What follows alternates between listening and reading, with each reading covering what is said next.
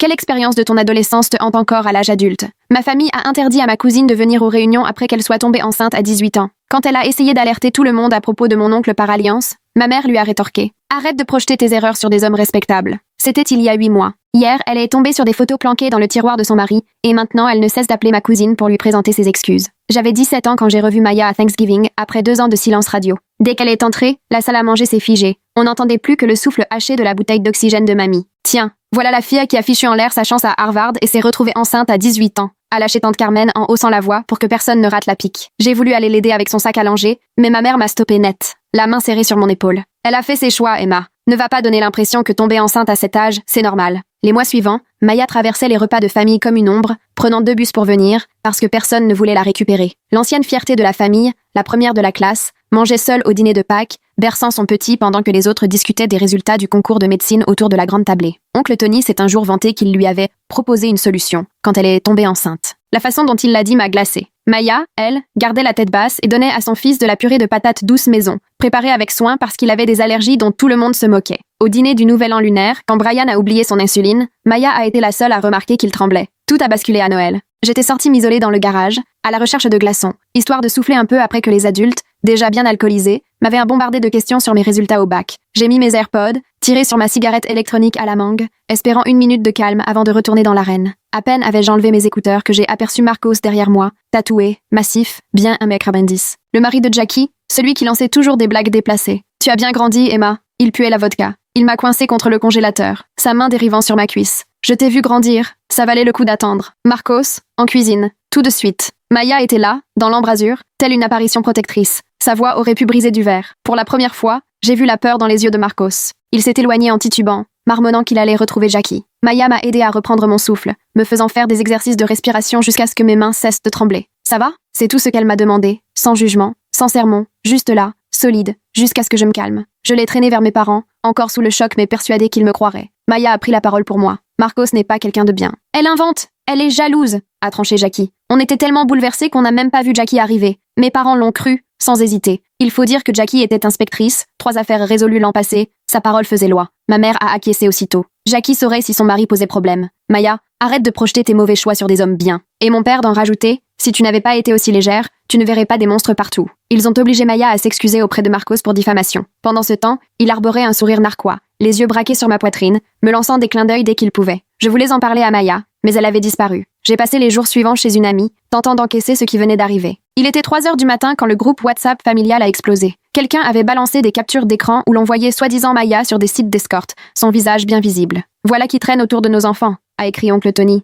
Les photos étaient évidemment trafiquées. Le tatouage sur son épaule était inversé, mais tout le monde s'en fichait. Ils ont décidé de la bannir de tous les événements familiaux. Ma mère a promis d'avertir les services sociaux à cause de son soi-disant mode de vie. Tante Carmen a fêté ça au resto le lendemain. Heureusement, j'avais la localisation de Maya via Snap Maps. Le lendemain matin, je suis allée chez elle avec un bocal de purée de patates douces, sans trop savoir quoi faire ou dire. La porte était déjà entr'ouverte. Je suis entrée. Elle balançait ses affaires dans des sacs poubelles. Son fils était à la crèche. Ils vont me le prendre, répétait-elle. J'ai tellement galéré et ils vont me retirer mon bébé. Je l'ai serré dans mes bras pendant qu'elle sanglotait. Tu es la seule à avoir été gentille avec nous, m'a-t-elle soufflé. Je me suis risquée. Tu ne veux pas demander une pension au père? Elle s'est reculée, les yeux vides, usée de douleur. Marcos est le père. J'ai eu l'impression que mon cœur s'arrêtait net. Tout a vacillé. Je me suis accrochée au plan de travail, essayant de réaliser ce que je venais d'entendre. Marcos, le mari de Jackie, celui qui m'avait coincé dans le garage quelques jours plus tôt. Maya tremblait en fermant un sac, pliant les petits vêtements de son fils avec la minutie de quelqu'un qui a appris à survivre dans la tempête. Je l'ai vu ranger une grenouillère dinosaure, la même que son fils portait à Pâques, pendant que tout le monde les ignorait. Mon téléphone a vibré. Ma mère voulait savoir où j'étais. Je n'ai pas répondu. J'ai aidé Maya à porter ses sacs jusqu'à sa vieille Honda, garée sur un parking presque désert, à part quelques voitures aux plaques dépassées. Maya rangeait tout avec méthode, comme dans un Tetris géant. Pendant qu'on chargeait la voiture, elle m'a montré son portable. Des captures de messages de Marcos qui datèrent de plusieurs mois, des menaces à peine voilées sous prétexte d'inquiétude. Jackie travaille tard ce soir. Ta mère a l'air stressée. Peut-être que je devrais aller la voir. Chaque message était plus glaçant que le précédent. Le dernier, de la veille. Des accidents, ça arrive, surtout aux mères célibataires qui oublient leur place. Nous avons pris la route pour chez sa mère, sans dire un mot. La mère de Maya habitait à 40 minutes de là, dans un quartier où les fenêtres étaient protégées par des barreaux. Lorsqu'elle a ouvert la porte, vêtue d'une blouse d'hôpital, elle a vu le visage de Maya et nous a fait entrer sans poser la moindre question. Tandis que Maya expliquait tout en coréen, je me suis installée sur le canapé recouvert de plastique, essayant de remettre de l'ordre dans la chronologie. Maya avait 15 ans lors de la quinceañera de Jana, cette fête dont tout le monde parlait encore, à cause des mariachis qui avaient joué jusqu'à 2 heures du matin. Je me souvenais des photos sur Facebook. Maya en robe violette, mal à l'aise à côté de Jackie et Marcos. C'était 3 ans avant sa grossesse. 3 ans avant que Harvard ne soit relégué au rang de souvenir. Sa mère nous a servi du thé alors que Maya lui montrait les messages. J'ai vu passer sur son visage toute une palette d'émotions. D'abord l'incompréhension, puis la prise de conscience, et enfin une colère glaciale qui a soudain pesé sur la pièce. Elle a attrapé son téléphone et s'est mise à appeler en coréen. J'ai saisi quelques mots au passage. Avocat, cousine qui travaille dans un foyer pour femmes, une solution pour garder le petit. Mon téléphone a de nouveau vibré. Cette fois, c'était mon père. J'ai fini par décrocher. Il a exigé que je rentre immédiatement à la maison. Ma mère avait vu ma voiture sur la story Snapchat de Maya. Il s'inquiétait pour mon bon sens. Je lui ai répondu que je rentrerai plus tard et j'ai raccroché avant qu'il n'ait le temps d'ajouter quoi que ce soit. Maya a sorti un dossier d'un sac poubelle. À l'intérieur, il y avait des emails imprimés, des messages, des photos, toutes les preuves qu'elle avait accumulées depuis 2 ans. Marcos était prudent, mais jamais assez. Il y avait des messages qui datèrent de ses 16, 17 ans, toujours à franchir les limites, toujours quand Jackie était commodément absente. La sonnette a retenti et nous nous sommes figés. La mère de Maya a jeté un coup d'œil par le Judas avant de se détendre. C'était Stéphanie, la meilleure amie de Maya au lycée, celle qui était à la quinceañera de Jana. Elle a serré Maya dans ses bras, puis s'est tournée vers moi avec des yeux marqués par tout ce qu'ils avaient vu. Stéphanie avait apporté son ordinateur portable. Elle avait tout sauvegardé de cette nuit-là. Stories Instagram, souvenirs Snapchat, photos où Maya était identifiée. Nous nous sommes toutes retrouvées autour de la table de la cuisine pour passer chaque image au crible, minute par minute. À 22h, Maya riait avec ses cousins. À 23h30, elle apparaissait en arrière-plan d'un selfie, en direction de l'ascenseur, Marcos sur ses talons. La photo suivante, prise à 1h du matin, ne montrait plus Maya. Marcos était revenu au bar avec Jackie. Malgré moi, je me suis mise à faire des calculs que je préférais éviter. Le fils de Maya était né en janvier. 9 mois plus tôt, c'était avril, tout juste une semaine après la quinceañera de Jana. Stéphanie a sorti d'autres photos. Jackie affalée sur une table, cernée de verres à shot vides, plus ivre qu'elle ne l'avait jamais été. Tout devenait limpide, fabriquer un alibi, laisser son mari agir. La mère de Maya continuait d'appeler à tour de bras. Une amie de l'église, employée à la banque, aiderait Maya à ouvrir un compte. Une autre avait un cousin qui louait des appartements sans se soucier des dossiers de crédit. Tout le réseau de la communauté coréenne se mettait en branle, tissant un filet de sécurité que notre propre famille s'ingéniait à déchirer. J'ai aidé Maya à créer une nouvelle adresse mail, de nouveaux profils sur les réseaux sociaux. Nous avons changé tous ses mots de passe, activé la double authentification partout. Stéphanie connaissait quelqu'un capable de vérifier si des applications de surveillance avaient été installées sur le téléphone de Maya. Chaque étape ressemblait aux préparatifs d'une véritable bataille. Les photos compromettantes circulèrent toujours dans le groupe familial. Oncle Tony les avait fait suivre à toute la famille, assortis de commentaires sur la protection des enfants. Tante Carmen, de son côté, se sentait enfin justifiée dans ses soupçons. Personne ne s'interrogeait sur le fait que ces photos n'étaient apparues qu'après que Maya ait cherché à me protéger. La crèche du fils de Maya a appelé. Ils avaient reçu un signalement anonyme prétendant qu'elle était une mauvaise mère. Quelqu'un leur avait envoyé les fausses photos. Les mains de Maya tremblaient pendant qu'elle expliquait la situation. La directrice, qui connaissait Maya depuis 2 ans, a promis de consigner le harcèlement dans le dossier, mais elle devait prévenir les services sociaux. Protocole oblige. Je pensais à tous les liens de Jackie. 3 affaires classées résolues, les félicitations du maire, des amis à la police, à la protection de l'enfance, au tribunal familial. Le système censé protéger les victimes tournait contre elle. Stéphanie, en réalité, avait assisté à bien plus de réunions de famille que je ne l'imaginais. Elle a sorti des photos d'anniversaire, de remises de diplômes, de fêtes de fin d'année. Toujours le même scénario. Marcos rôdait près des cousines adolescentes, Jackie, soit absente, soit ivre, et les adultes qui plaisantaient sur sa manière européenne de dire bonjour, en embrassant sur les 2 joues, même quand les filles se crispaient. La mère de Maya est revenue de sa chambre avec une boîte remplie des anciens journaux intimes de Maya, de ses bulletins, de sa lettre d'admission à Harvard. Tout ce qui datait d'avant. Elle avait tout conservé, attendant le retour de sa fille. À présent, elle comprenait pourquoi Maya avait gardé ses distances. J'ai envoyé un message à mes parents pour leur dire que j'étais en sécurité, mais que je ne rentrerais pas dîner. Les réponses ont fusé, cinglantes. Mon père m'a menacé de me retirer la voiture. Ma mère, elle, a promis d'appeler le propriétaire de Maya à propos d'activités illégales. Ils avaient choisi leur camp sans même chercher à connaître la vérité. Maya m'a montré un autre message de Marcos, envoyé 1 heure plus tôt. La maison de ta mère a une vieille installation électrique. Ce serait dommage qu'il y ait un court-circuit. Nous avons appelé le 17. L'opératrice a pris note mais a expliqué que sans menace immédiate et précise, il n'y avait pas grand-chose à faire. Il fallait que la menace soit crédible. Maya a eu un rire amer. Le système fonctionnait exactement comme prévu. Le petit ami de Stéphanie est arrivé avec une caméra de surveillance toute neuve que nous avons installée face à la porte d'entrée, connectée au cloud. De petites barrières contre de grandes menaces. La mère de Maya a appelé son frère pour lui demander de venir passer quelques jours. Il habitait à 2 heures, mais il a promis de partir sur le champ. Je repensais à ce fameux dîner de Noël, à la manière dont Marcos avait su précisément où me trouver, à la patience avec laquelle il avait attendu que je sois seule, et à toutes ces filles qui, avant moi, s'étaient retrouvées piégées dans des garages, des chambres ou des couloirs désertés. Combien avaient tenté d'en parler, pour finir réduites au silence par le badge de Jackie et l'aveuglement volontaire de notre famille. Soudain, le téléphone de Maya a sonné, son propriétaire. Quelqu'un avait dénoncé de prétendues activités illégales dans son appartement, il lançait une procédure d'expulsion et lui donnait 30 jours pour partir. Tout semblait s'accélérer. Pendant que sa mère s'affairait en cuisine, l'odeur du ragoût de kimchi envahissant la maison, j'aidais Maya à rédiger des courriels à des associations d'aide juridique. En apparence, tout était normal, alors que la situation était tout sauf ordinaire. Son fils, lui, allait bientôt sortir de la crèche. Un nouveau compte à rebours commençait. Stéphanie, de son côté, avait enquêté et retrouvé la trace de 3 filles qui, elles aussi, avaient subitement disparu de notre entourage. L'une avait déménagé dans un autre état, une autre avait changé de lycée en terminale, la dernière avait tout simplement arrêté de venir aux réunions familiales. Toutes gravitaient autour de Marcos, et toutes à l'époque où Jackie enchaînait les soirées, rentrait tard, buvait beaucoup. Le frère de la mère de Maya est arrivé au moment où nous terminions le dîner. Ancien militaire reconverti dans les affaires, il a inspecté la maison comme s'il montait la garde, vérifiant serrures et fenêtres, angles morts et possibles intrusions. Il avait même apporté de quoi installer de meilleures serrures et des détecteurs de mouvement, transformant peu à peu la maison en citadelle. Sur mon téléphone, 60 appels en absence. Le groupe familial préparait une intervention à cause de mon comportement jugé dangereux. On avait fait croire à ma grand-mère que je fréquentais de mauvaises personnes. Le récit se raffermissait d'heure en heure. Maya m'a montré l'acte de naissance de son fils. Père, inconnu. Un choix qui lui avait tout coûté, mais qui protégeait son fils d'une éventuelle demande de garde. Désormais, Marcos tentait même de s'en servir contre elle, menaçant, par l'intermédiaire d'un ami, de réclamer la paternité. Cet ami était présent à la quinceañera de Jana, celui qui avait pris des photos toute la soirée et qui avait donné un alibi à Marcos. J'ai compris que, tôt ou tard, il faudrait que je rentre chez moi, affronter la tempête. Mais pas tout de suite. Pas avant d'avoir fait le maximum pour mettre Maya et son fils à l'abri de celui que notre famille s'acharnait à défendre. Stéphanie a dégainé une dernière photo prise à la quinceañera de Jana. Cliché de groupe, minuit passé. Maya n'y figurait pas, mais à l'arrière-plan, on devinait à peine la porte d'une chambre d'hôtel qui se refermait. La 237, celle de Marcos. L'horloge affichait 23h47, 13 minutes après que Maya soit montée dans l'ascenseur,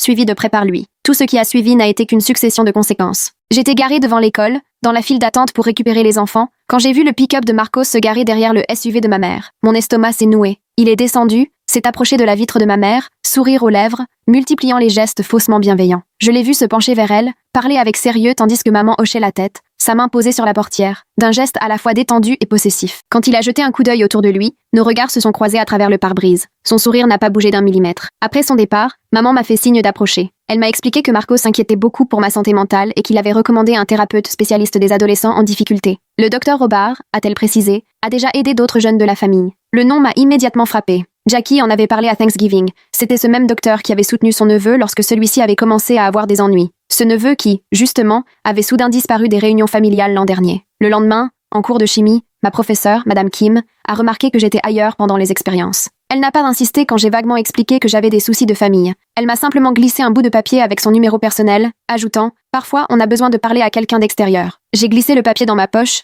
me demandant si elle avait remarqué mes cernes ou ma manie de consulter mon téléphone sans arrêt, espérant des nouvelles de Maya. L'avis d'expulsion est arrivé chez Maya cet après-midi-là. J'étais là quand le propriétaire l'a glissé sous la porte, alors qu'on commençait à faire ses cartons. 30 jours pour partir, suite à de multiples plaintes de voisins pour activités illégales. Maya a ramassé la lettre d'une main tremblante, et j'ai aussitôt remarqué un détail glaçant. L'écriture de la lettre anonyme était exactement la même que celle de Marcos, quand il faisait les listes de courses pour les barbecues familiaux. Ce soir-là, la mère de Stéphanie a appelé, troublée par un souvenir remonté à la surface. Elle avait été accompagnatrice à la quinceañera de Jana et se rappelait avoir vu Maya dans le couloir de l'hôtel, vers minuit, décoiffée, en larmes, se dirigeant vers la chambre de Marcos. Elle s'était étonnée que Maya cherche à le voir lui, au lieu de se tourner vers Jackie ou une autre femme. Mais Jackie était soudain apparue, ivre, hilare, et avait entraîné Maya avec elle, avant que la mère de Stéphanie n'ait eu le temps d'intervenir. Les parents de mon copain m'ont soudain interdit de le voir. Sa mère a appelé la mienne, expliquant que Jackie était passée leur parler de la situation délicate dans ma famille et de l'influence négative de certaines personnes sur moi. Elle craignait que l'avenir universitaire de son fils soit compromis. Maman a tenté de prendre ma défense,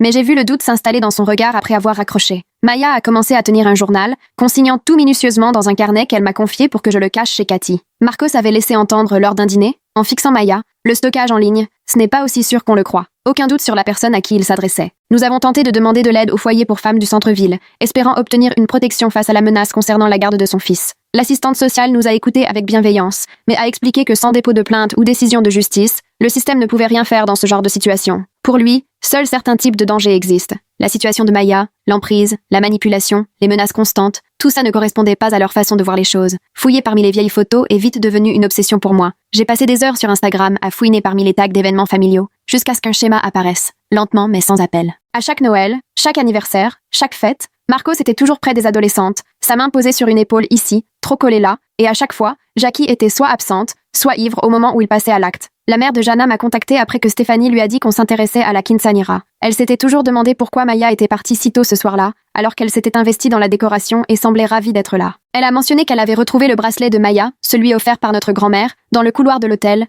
juste devant la chambre de Marcos, le lendemain matin. Elle avait compté le lui rendre, mais avec l'agitation d'après-fête, elle avait oublié. Le groupe WhatsApp familial a explosé quand Jackie a partagé ses inquiétudes concernant mon comportement jugé inquiétant. Elle avait dressé une liste. Traîner dans des quartiers louches, côtoyer des gens instables, montrer des signes de rébellion. Mamie a exigé une réunion de famille sur le champ. Les messages ont afflué, chacun y allant de sa petite remarque sur mes récents changements. Tonton Tony a souligné que j'avais été distante à son dîner d'anniversaire. Tante Carmen a remarqué que je devenais sur la défensive dès qu'on abordait le sujet de Maya. J'ai retrouvé Maya à la laverie automatique ouverte toute la nuit, près de l'autoroute, à minuit. C'était le seul endroit où elle se sentait encore en sécurité pour me voir, suffisamment public pour éviter les confrontations, mais assez désert pour pouvoir parler. Depuis 3 nuits, elle dormait dans sa voiture, trop effrayée à l'idée que Marcos puisse la retrouver. Son fils était chez sa mère, mais elle ne pouvait pas se permettre d'y amener Marcos. Elle m'a montré une nouvelle fois l'acte de naissance, me montrant l'endroit où elle avait écrit « Père inconnu ». C'était, selon elle, la seule façon de protéger son fils d'une demande de garde. Mais voilà que Marcos s'en servait maintenant contre elle. Son ami de la quinceañera, celui qui avait pris toutes ses photos au bon moment, avait commencé à menacer de reconnaître la paternité. Le même ami qui, comme par hasard, se retrouvait toujours là pour fournir un alibi à Marcos. Tante Carmen m'a coincée au supermarché, soulignant comme il était étrange que Marcos propose toujours de conduire Maya aux événements familiaux quand elle était plus jeune. Elle a dit ça d'un ton neutre,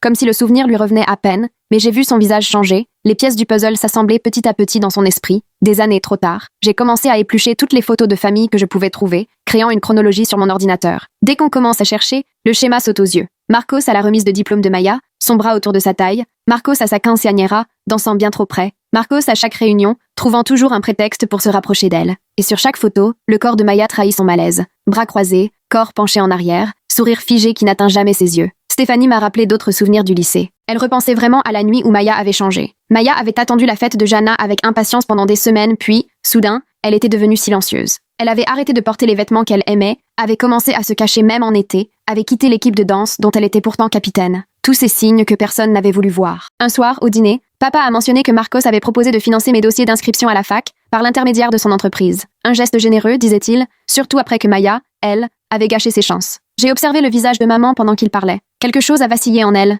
Ce n'était pas du doute, mais le début de questions qu'elle préférait sans doute éviter. Stéphanie s'est souvenue d'autre chose. Le soir de la quinceañera, elle avait trouvé Maya en larmes dans les toilettes de l'hôtel. Maya n'avait rien voulu dire. Elle se lavait les mains encore et encore. C'est à ce moment que Jackie est arrivée en trombe, hilar et ivre, entraînant Maya avec elle avant que Stéphanie ait pu intervenir. Jackie avait lancé quelque chose comme « Maya fait son cinéma, elle devrait se détendre ». Stéphanie l'avait cru. Pourquoi en aurait-il été autrement? Jackie était l'adulte responsable. Ton oncle Tony m'a prise à part après le dîner de famille. Il voulait savoir pourquoi je mettais de l'huile sur le feu. Il m'a rappelé à quel point Marcos avait été généreux avec la famille, aidant pour les prêts, recommandant des emplois, toujours présent dès qu'on avait besoin d'aide. Le message était clair. Si je faisais des vagues, ce soutien pourrait s'arrêter. Je me suis demandé combien d'autres pensèrent la même chose sans rien dire. Maya consignait tout dans son journal avec une précision chirurgicale. Chaque menace, chaque message, chaque rencontre. Elle avait même écrit sur la nuit de la quinceañera chez Jana, même si sa main tremblait tellement que c'en était à peine lisible. J'ai lu cette page une fois, puis j'ai dû sortir pour aller vomir. La façon froide et méthodique dont elle décrivait les faits, comme si elle rassemblait des preuves, pas des souvenirs douloureux, rendait le tout encore plus insupportable. Madame Kim m'a prise à part après le cours, remarquant que j'étais ailleurs. J'ai tenté une question hypothétique à propos d'une amie en difficulté. Elle m'a écoutée sans juger, puis elle m'a dit quelque chose qui m'a marqué. Parfois, ceux qui devraient nous protéger sont ceux qui nous déçoivent le plus. Elle a laissé la porte ouverte, au sens propre comme au figuré. L'incident à l'épicerie a eu lieu un mardi. J'achetais quelques affaires pour Maya quand j'ai entendu Marcos parler à une employée. Elle lui a simplement dit que sa femme semblait fatiguée, sûrement pour faire la conversation. Une seconde, son masque est tombé, laissant apparaître une vraie colère avant que le sourire ne revienne. Il l'a remerciée d'un ton glacial, puis est parti. C'est là que j'ai compris l'énergie qu'il mettait à entretenir son image. Maya a reçu un autre message de Marcos à propos de son ami qui menaçait de reconnaître l'enfant. Il lui suggérait que tout pouvait disparaître si elle acceptait de se taire, de partir loin, de couper les ponts avec la famille. En échange, il s'assurerait que son ami ne demande pas la garde. La menace était limpide. Obéis ou perds ton fils. Maya a refusé, consciente que céder ne ferait qu'ouvrir la porte à de nouvelles exigences. Ma mère, elle, a commencé à s'interroger sur le rôle de Jackie dans l'histoire de Maya. Pourquoi cette soudaine préoccupation pour une cousine avec qui elle n'avait quasiment plus de rapport depuis des années? Et pourquoi se mettait-elle à appeler les parents des amis d'Emma? Je la voyais cogiter, ressasser combien Maya était autrefois une fille douce et responsable, bien avant sa grossesse. Mais plus on regardait la chronologie, moins ça tenait la route. J'ai passé toute une nuit à la passer au crible avec Stéphanie. À la quinceañera, Maya avait 15 ans, la fête avait eu lieu en avril et son fils était né en janvier suivant. Les chiffres étaient implacables. Mais au-delà de ça, on a vu se dessiner un schéma de manipulation. Marcos avait commencé quand Maya n'avait que 13 ans, avec des compliments sur sa beauté, une attention déplacée lors des réunions de famille, toujours volontaire pour l'aider à faire ses devoirs. Les photos du pique-nique d'entreprise que Stéphanie a retrouvées ne laissaient aucun doute. Les collègues de Marcos gardèrent leur distance sur les photos de groupe. Leurs épouses veillaient à ce que leurs filles restent à l'écart. Politesse de façade, mais des limites bien marquées. Ils n'avaient peut-être pas tous les détails, mais ils sentirent bien qu'il y avait un problème. Maya est tombée sur son vieux journal en rangeant ses affaires. La page écrite juste avant sa grossesse m'a glacée. Marcos avait menacé de s'en prendre à son petit frère si elle parlait de ce qu'il lui faisait subir. Elle avait tout noté en code, pensant rusé, mais à la relecture, c'était limpide. Toutes ces années de silence achetées par des menaces sur ce qu'elle aimait. Ma mère a fini par me croire. C'est venu lentement, puis d'un coup, après avoir accumulé les incohérences, la chronologie bancale, le changement radical de Maya. Quand elle m'a enfin dit qu'elle me soutiendrait, peu importe ma décision, j'ai failli fondre en larmes. Le soulagement d'avoir enfin un parent de mon côté, c'était comme pouvoir respirer à nouveau. Elle a reconnu qu'elle avait eu des doutes sur Marcos depuis des années, mais qu'elle les avait refoulés pour préserver la paix familiale. Son regard sur les cousines adolescentes, sa manie de proposer de les accompagner quelque part, ses blagues lourdes. Elle avait préféré fermer les yeux, parce que Jackie était de la famille, parce que Marcos avait réussi, parce que c'était plus facile que d'affronter la vérité. Un soir, Maya a proposé une solution désespérée, planquer de la drogue dans la voiture de Marcos pour le faire arrêter et l'écarter définitivement. J'ai refusé tout net. Je voulais qu'on gagne à la loyale, sinon rien. Utiliser ces méthodes, c'était lui donner des munitions contre nous. Maya a hoché la tête, mais j'ai vu dans son regard toute la détresse d'une mère prête à tout pour protéger son enfant. L'affrontement lors du dîner de famille est arrivé sans prévenir. Marcos, un verre de trop, s'est lancé dans un discours sur les femmes ingrates qui ne savent pas apprécier les hommes bien. Il a nommé Maya, prétendant qu'elle l'avait séduit, qu'elle s'était jetée sur lui. Mais il a commis l'erreur de mentionner des détails de cette fameuse nuit de la quinceañera que seuls les présents pouvaient connaître. À mesure qu'il parlait, on voyait Jackie blêmir. L'ami de la fac de Maya, qui faisait des études de droit, l'a aidé à constituer un dossier officiel, non pas pour la justice, les délais étant dépassés et les preuves matérielles manquant, mais pour garder une trace écrite, une protection éventuelle pour son fils. Chaque page était datée, signée, certifiée, bâtissant un rempart contre de futurs mensonges. Un jour de barbecue, le frère de Jackie m'a pris à part. Il s'inquiétait du couple de sa sœur, notait qu'elle buvait plus et avait recours aux somnifères. Il m'a demandé si je savais quelque chose. Je n'ai rien dit, mais j'ai vu qu'il comprenait. Il faisait le lien avec la période où Jackie avait commencé à boire davantage, sa façon d'éviter de se retrouver seule avec son mari. Peu à peu, d'autres membres de la famille sont venus me parler discrètement, partageant des faits qu'ils avaient ignorés ou minimisés pendant des années. L'intérêt malsain de Marcos pour les cousines lors des fêtes à la piscine, ses remarques dérangeantes, jamais flagrantes au point d'être dénoncées, toujours minimisées, toujours excusées. Ce n'est qu'en prenant du recul que le schéma sautait aux yeux. Ma mère a fait jouer ses contacts dans le milieu médical pour trouver une psychologue spécialisée dans les traumas qui accepterait de recevoir Maya gratuitement. Le docteur Catherine avait l'habitude des cas laissés pour compte par le système. Elle savait que la reconstruction se faisait parfois ailleurs que dans les cadres officiels. Maya a tout de suite commencé les séances, apprenant à apprivoiser un traumatisme qu'elle portait seule depuis si longtemps. L'altercation sur le parking a été filmée par une caméra de sécurité. On y voit Maya tenter de parler à Marcos pour qu'il cesse le harcèlement, puis lui serrant le bras si fort qu'il lui laisse des bleus, tout en la menaçant de lui enlever son fils. Les images étaient floues, mais assez claires pour révéler son agressivité, une preuve de plus pour le dossier de Maya. Tante Carmen est venue s'excuser en privé lors d'une réunion de famille. Elle a avoué qu'elle avait été jalouse du potentiel de Maya, la majeure de promo promise à Harvard, alors que ses propres enfants peinaient à finir le lycée ou à suivre à la fac. Elle avait laissé sa jalousie altérer son jugement, la rendant cruelle précisément au moment où Maya avait le plus besoin de soutien. Les excuses arrivaient trop tard, mais au moins elles étaient là. La rumeur a circulé, comme toujours, dans le réseau discret des chuchotements. D'autres parents ont commencé à éloigner leur fille de Marcos lors des réunions de famille. On trouvait des prétextes, des rendez-vous, des emplois du temps surchargés, mais la tendance était claire. La communauté se protégeait comme elle pouvait, puisqu'aucune institution ne le faisait. La sœur de Jackie, juge aux affaires familiales, a annoncé qu'elle se retirait de toute affaire impliquant Marcos, évoquant de potentiels conflits d'intérêts. Mais l'inconfort dans sa voix trahissait qu'elle en savait bien plus. C'était un pilier de moins dans le réseau de protection de Marcos.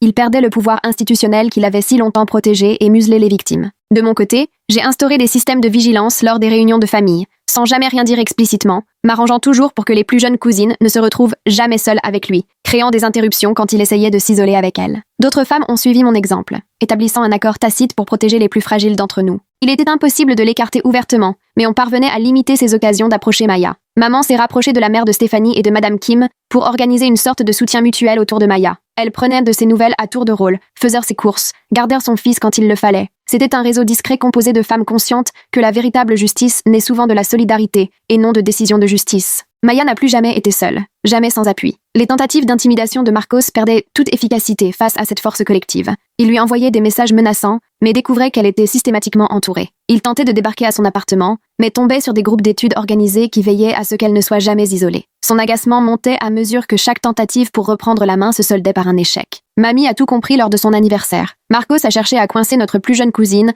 en lui proposant de la raccompagner. Et Maya est intervenue sans hésitation, prétextant qu'elle allait justement dans cette direction. Le regard échangé entre eux, La colère rentrée de Marcos, la détermination tranquille de Maya, tout cela n'a pas échappé à mamie. J'ai vu la prise de conscience traverser son visage, puis une tristesse si profonde qu'elle a dû attraper sa bouteille d'oxygène. Progressivement, la famille a cessé d'inviter Marcos aux réunions, jamais officiellement, pour éviter l'affrontement, mais il ratait systématiquement le message concernant le changement de lieu. Jackie se présentait seule, inventant des excuses professionnelles. On l'évinçait doucement, prudemment, sans jamais mettre de mots dessus. La thérapeute de Maya a fourni des notes datées attestant d'un traumatisme qui collait parfaitement à ce qu'elle disait avoir vécu, la chronologie étant en tout point compatible avec sa grossesse. Ces documents médicaux validaient ce que Maya affirmait depuis toujours, ajoutant une pierre de plus au dossier qu'elle constituait non pas pour aller en justice, mais simplement pour tenir bon. La sœur de Jackie a fini par clarifier sa position en annonçant qu'elle se retirait de toute histoire touchant à la famille. Le filet de sécurité sur lequel Marcos pensait pouvoir compter s'effritait. Sans les contacts de Jackie dans la police et l'influence de sa sœur au tribunal, ces menaces perdèrent de leur poids. Le dîner coréen a marqué un vrai tournant.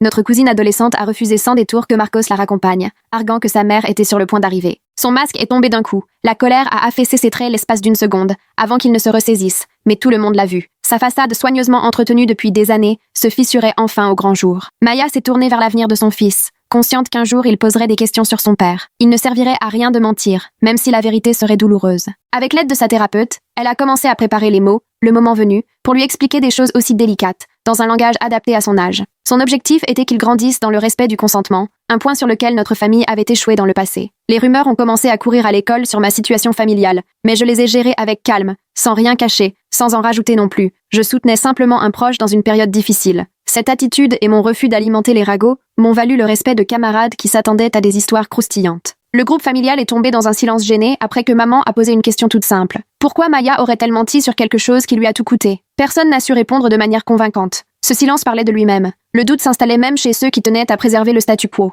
La vérité commençait à se répandre, doucement, comme de l'eau qui s'infiltre partout. Les membres de la famille reliant des faits qu'ils avaient soigneusement ignorés pendant longtemps. Le comportement possessif de Marcos envers Jackie, ses absences de plus en plus fréquentes lors des réunions de famille, le changement brutal de Maya après la fête de ses 15 ans. Dès qu'on cessait de détourner le regard, le schéma était évident. Les petites victoires se multipliaient. Maya a reçu une invitation pour le Nouvel An coréen, la première réunion familiale, où elle était accueillie à bras ouverts depuis des années. La tension était palpable, mais cette invitation représentait déjà un immense pas en avant. La famille commençait à reconnaître à demi-mot qu'écarter Maya avait été une erreur, même si l'on n'osait pas encore en affronter les raisons. Marcos a alors tenté une nouvelle manœuvre. Il a déposé un faux signalement à la protection de l'enfance au sujet de la santé mentale de Maya, utilisant ses derniers contacts pour la faire passer pour instable, dangereuse pour son fils. Mais Maya avait anticipé et préparé ses preuves. Compte rendu de thérapie, lettres de recommandation, justificatifs de logement et de revenus stables. L'enquête n'a rien donné. La mère de Maya, qui portait depuis des années la culpabilité de ne pas avoir protégé sa fille, a réagi avec une colère inattendue quand Marcos a tenté de la menacer directement. Elle lui a interdit de s'approcher, menaçant d'appeler la police s'il remettait les pieds dans les parages.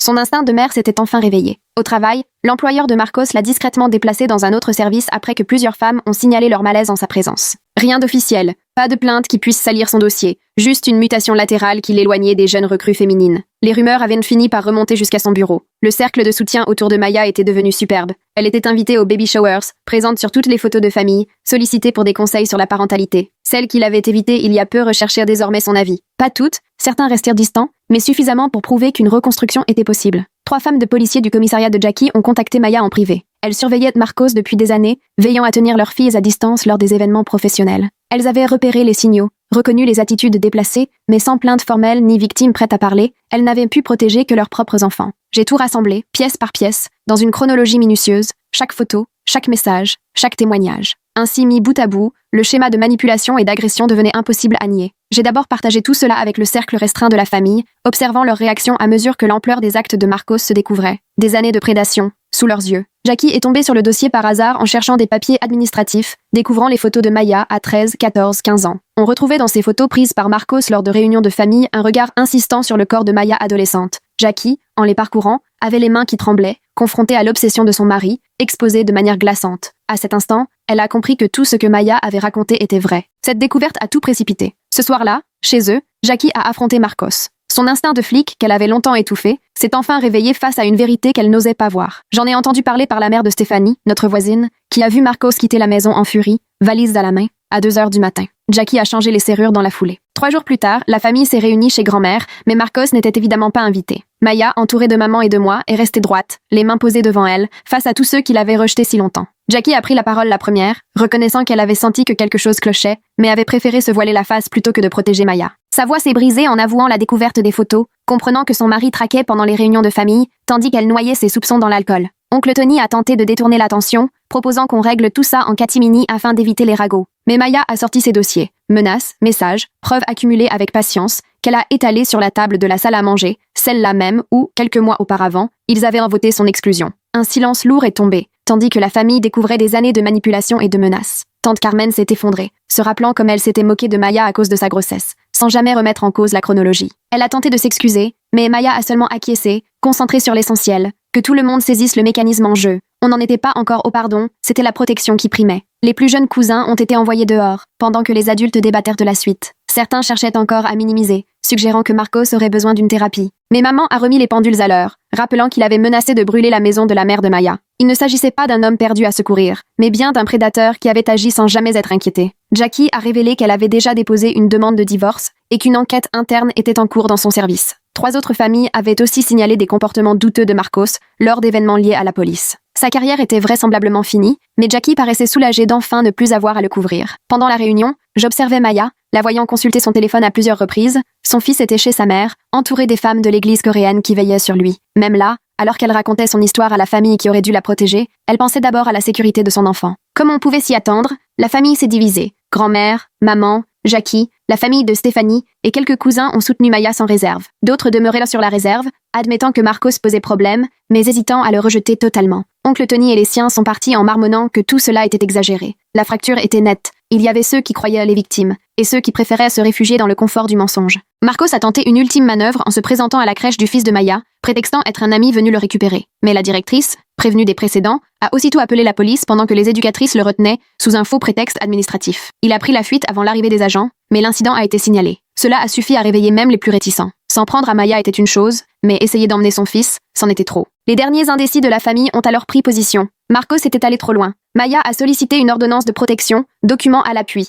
Le juge, devant l'accumulation des menaces et l'incident à la crèche, l'a accordé sans hésiter. Ce n'était qu'un papier, bien sûr, mais c'était déjà une reconnaissance officielle du danger qu'il représentait et de la légitimité des peurs de Maya. Le réseau de vigilance a rapidement dépassé le cercle familial. Les photos de Marcos circulaient discrètement entre parents d'élèves, bénévoles d'associations, responsables de clubs sportifs. Pas de publication publique, histoire d'éviter les poursuites, mais de parents à parents, par souci de protéger les enfants. Marcos s'est retrouvé persona non grata dans des lieux où il n'aurait jamais pensé être reconnu. Jackie, de son côté, s'est installée temporairement chez son frère et a entamé une thérapie intensive pour affronter sa propre responsabilité. Elle a envoyé à Maya une lettre où elle assumait tout, promettait de témoigner si besoin, et proposait un soutien financier pour la thérapie et les frais de justice. Maya n'a pas répondu tout de suite, mais elle a conservé la lettre. J'ai commencé ma terminale avec tout ça sur les épaules. Certains parents d'amis interdisaient toujours tout contact, influencés par les mises en garde d'autrefois, mais d'autres ont repris contact, ayant découvert la vérité par leur propre réseau. Ma prof de chimie, Madame Kim, est devenue un vrai soutien, m'aidant à traverser le choc de ces révélations familiales. La situation de garde de Maya s'est stabilisée. Sans les menaces de Marcos et avec le soutien de la communauté consignée, les services sociaux ont clos leur dossier. La directrice de la crèche a même rédigé une lettre dithyrambique sur les qualités parentales de Maya, et la docteure Catherine a fourni des attestations prouvant sa stabilité émotionnelle.